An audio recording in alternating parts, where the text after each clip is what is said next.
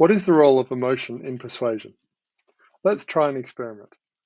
Which of these appeals for climate change do you find more persuasive? This or this?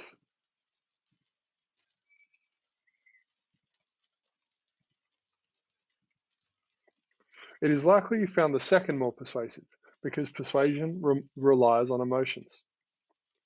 This first study showed that when participants felt guilt, they were more likely to support climate change policies. When they felt anger, they wanted to punish business. The second study showed that those who were shown emotive advertisements around safe driving showed much greater attitude change than those who were just presented with the unemotional information. Why is this so? The elaboration likelihood model of persuasion says that information can either be processed deeply along the central route or shallowly on the peripheral route where it is given much less attention. The cognitive functional model says that it is our emotional responses which determine how deeply this processing happens. For example, if the message does not cause much emotional reaction, we do not deem it relevant and ignore it. If the message makes us angry and we feel like the message will help, we are motivated to want to use central processing. Another example would be if the message causes fear, but we do not think the message will be useful, then it makes sense to disregard it because fear is an avoidant emotion. Appraisal theory says that it is not the emotion itself, but how we appraise it that matters.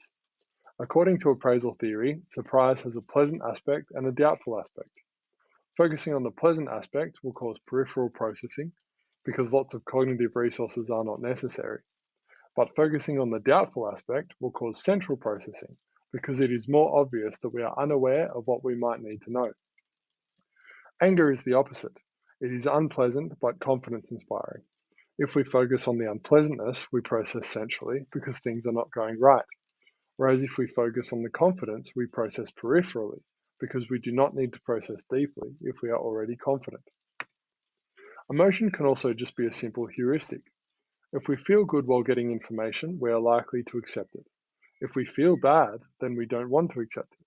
This is why advertisements play music they think we will like or show images to try and draw us in. In conclusion, if we want to persuade others, we need to be aware of how much influence our emotions have. To process information deeply, we need an emotionally relevant problem, and we need to feel the information we are getting may provide a solution. The central route is not the only route to persuasion. Advertisements can work by taking advantage of the peripheral processing route, making us feel good so we accept the message without much thought. These can be useful tools in getting our message across.